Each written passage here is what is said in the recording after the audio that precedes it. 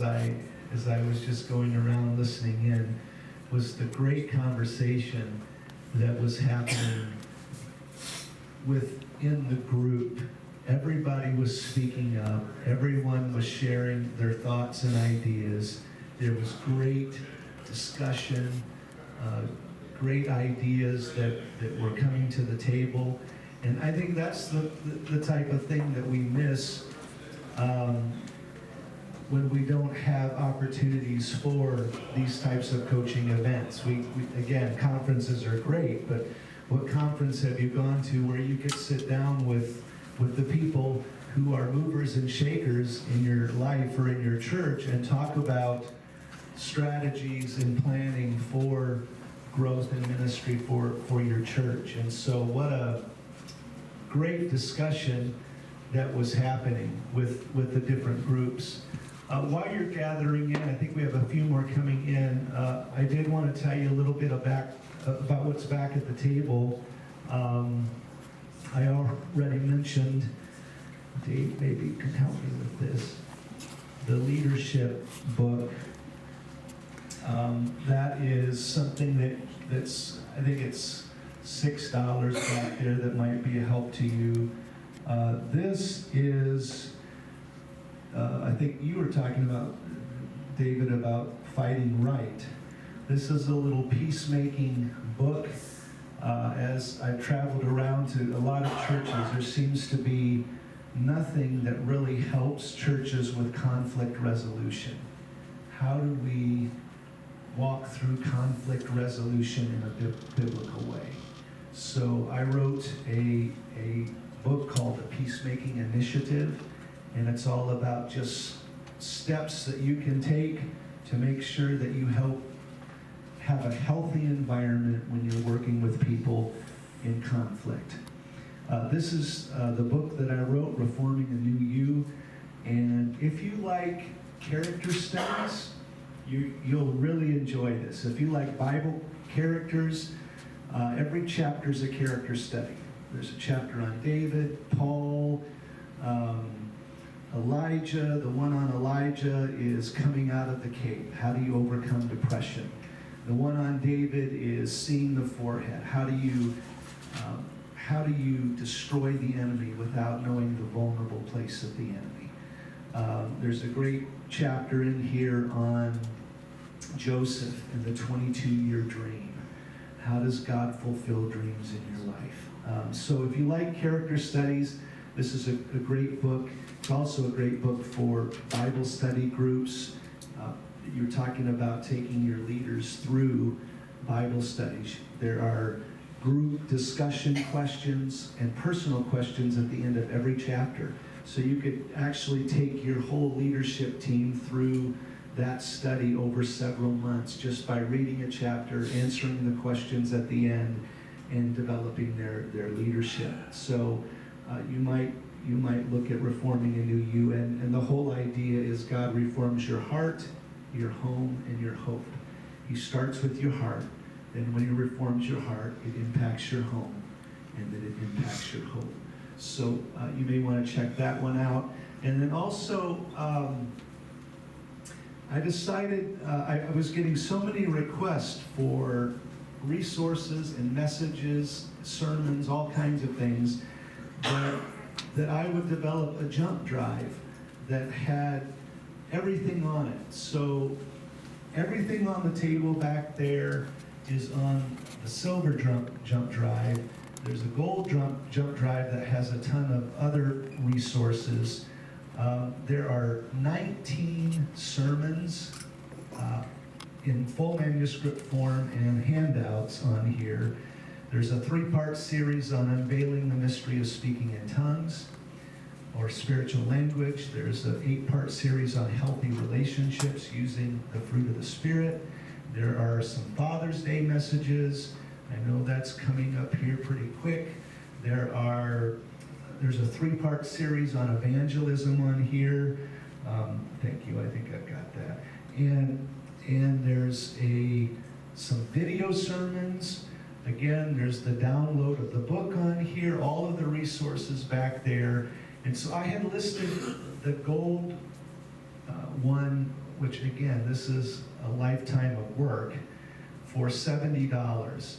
But I'm gonna give this one to you guys if you want it for $50. And the silver one back there, which has all of the sermons and all of that without everything, for $35 instead of $50. So the gold one is $50, the silver one is $35, that's back there. I know for me, I'm always looking for resources, messages, of course, all kinds of stuff on there. So let's jump into the discussion. Let's start with the group up here. What did you end up with on your top 2 or 3 obstacles for this 2017-2018? Our first one was developing our children's teachers / ministers. We're growing, definitely youth-wise in our church, but have limited age range of teachers or people that want to be interested. On our youth nights, Wednesday nights, and on Sunday mornings, that's kind of a challenge right now. And then our second one is a greeting / meeting team. We have, Mallory and I discussed that we both were kind of meeting with people, quarterly probably, in the past year, along with other people who just don't have that development or commitment, I guess, level there. Those are 2 great areas to develop. I want to say this very quickly. I'm glad to hear especially on the children's side, that is something that you really want to work on. I'm going to say something here that I hope you grab a hold of, write it down. Don't forget it. This could be a breakthrough moment for you, especially with where you are, the size church that you're at. Do a couple of things in your church really well. One of the biggest mistakes that you can make is to try to do too many things, and you end up doing them mediocre or average. And you wipe yourself out, and you burn yourself out, and you don't have enough volunteers, and you don't have enough workers because you've got men's ministry, women's ministry, choir, food pantry, ushers, greeters, kids ministry, on and on and on. One of the biggest mistakes that I made as a pastor early on was I tried to do too many things, and I didn't do them very well. So choose a couple of things. If it's prayer, do prayer really, really well. Make that a priority. If it's children's ministry, which I think probably for any size church would be in the top 3, do children's ministry really, really well. Because if you can connect with the kids and reach the kids, you'll capture the parents. Parents will overlook a lot of things. They'll overlook the length of the sermon. They'll overlook the music. They'll overlook whatever if their kids love the church. So if you can do children's ministry really, really well, then it's gonna help you to grow. And that means if you're going to do that you involve people who may not necessarily be passionate about children's ministry, but because they value the vision of the church, and the vision of the church is healthy kids ministry, doing kids well, they still engage in kids ministry, whether it's their passion or not. When you do a few things really well, you get a lot more participation and a lot more momentum for those ministries. So if kids is one of them, then and you're vision casting and pushing that, you're going to have people from the whole congregation beginning to engage in that ministry. If I had it to do all over again, I would focus on kids and outreach and leadership development.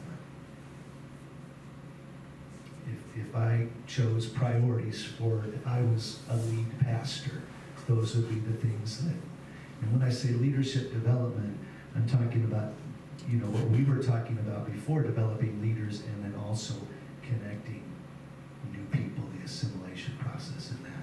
But that's a great goal. Kids ministry is excellent. Very good. All right, let's go to a couple of other churches. What did we have back in this corner? Food service ministry at Fort Donaldson now for our church. Good. Food service ministry, because we have people there who are well qualified Good. to do that ministry. They've done it before, been very successful. Good.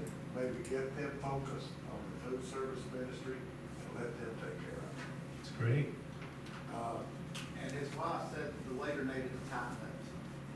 The what? Said the leader needed to The tighten up. leader needed to tighten up some. That's what she said. That's priority number 2. Okay. Second obstacle. Priority number 2, cracking the whip on some of these ministers.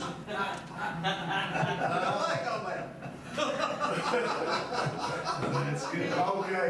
Yeah. And developing the ministry in the ministry. Good. Because we have, It's really in Fort important. Knox, we have an abundance of ministry. God has truly blessed us there, and we have really good ministers at Fort Donaldson, but we need to develop their ministries and let their ministries grow and prosper within. That's great.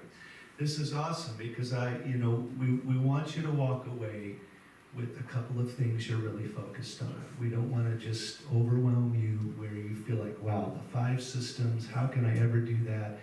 Hopefully you can start working on those, but we want you to walk away with a couple, 2 or 3 things that you're keying in on.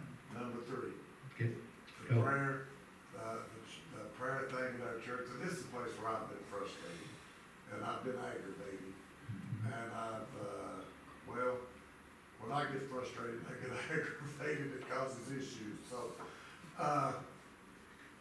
Sister Moore just said that in her dad was an awesome mentor for me, Pastor Holsinger, that in every service, the way the service started in Pentecostal Temple of Faith was that he said, all right, we're at God's house, we're going to open in prayer.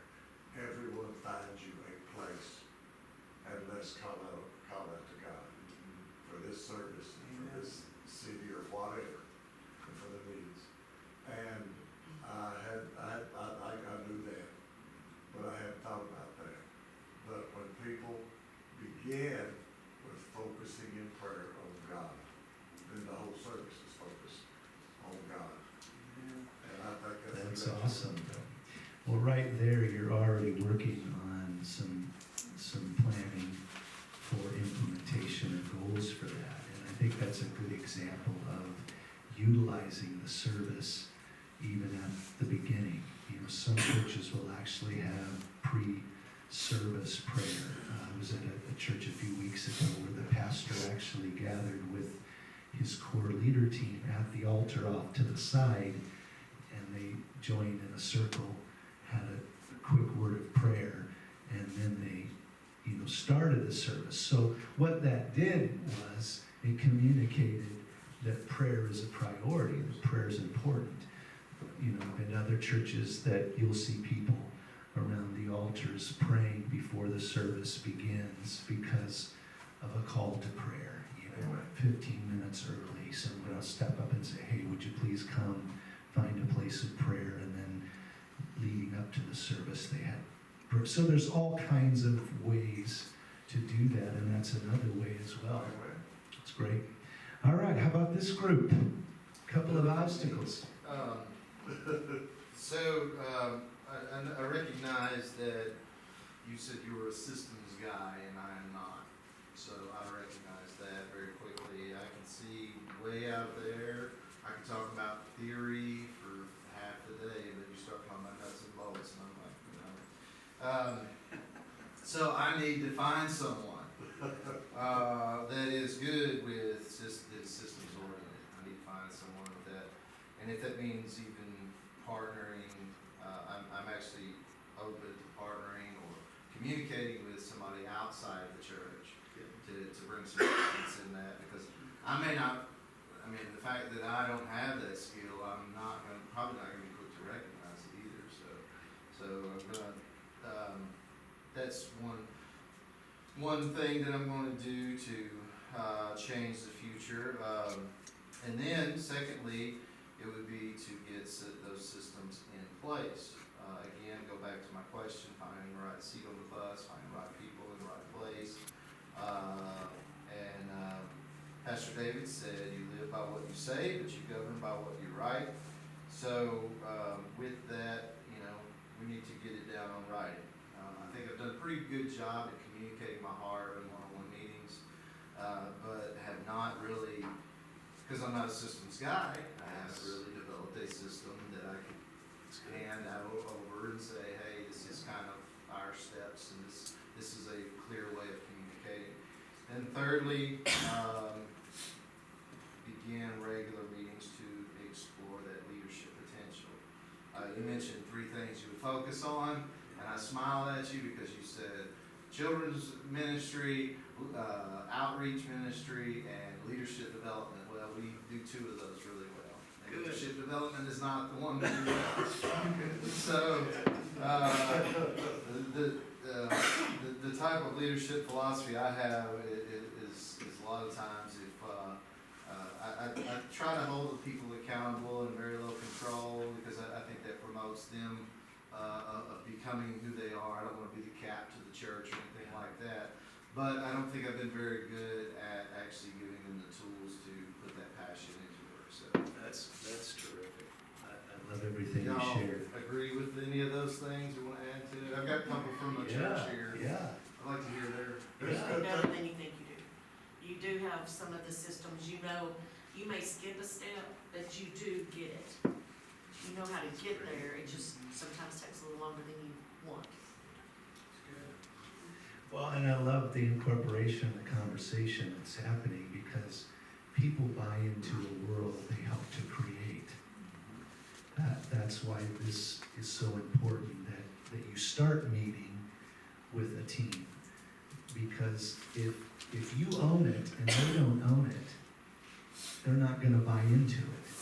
They buy into what they help to create. And so I was coaching a church this last year for 6 months, and one of the 3 goals we had for that church, and they actually had Exceed come along and help them implement a plan, but they had 250 people in their church, and they weren't even having a weekly staff meeting.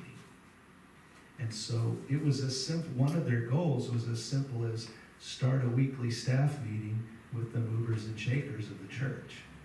And because the pastor was doing everything, it was 250 people, and he's trying to do it all, and it wasn't owned by the key leaders. So they weren't helping to create it, so they weren't owning it. And so, you know, that was one takeaway for him. Okay, we're gonna, over the next 6 months, we're gonna start a meeting with our movers and shakers, our core leaders, our staff, and we're gonna talk about it, we're gonna pray about it, and God's gonna give us the plan to make it happen, and it's not gonna be on my shoulders anymore, it's gonna be owned by the team. So that's key. And I wanna also encourage you on what you talked about. I think that's a great point for everybody today on looking for a systems person or an administrative support. Best rule for staffing or developing leaders you can have is develop people who have your weaknesses. Sometimes we want to bring people alongside and hire people or hire staff because, they're good at what we do. I don't need somebody to be good at what I do. I need somebody to be good at what I'm not good at.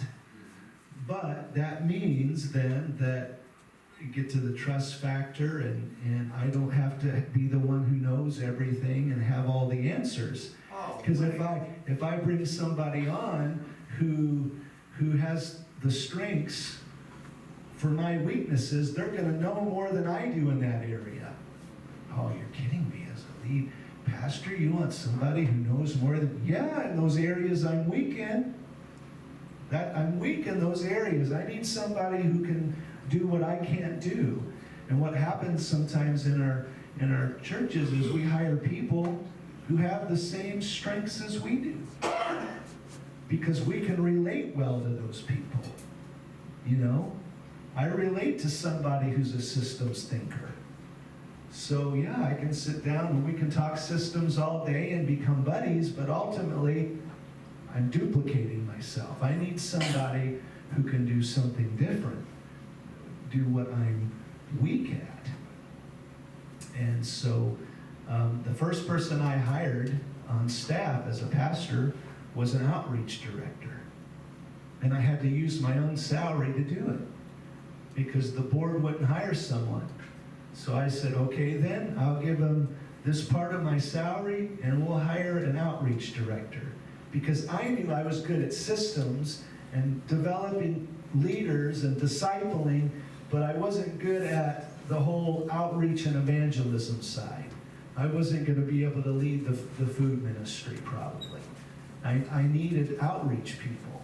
So I hired an outreach director who knew more than I did, practiced more than I did in that area.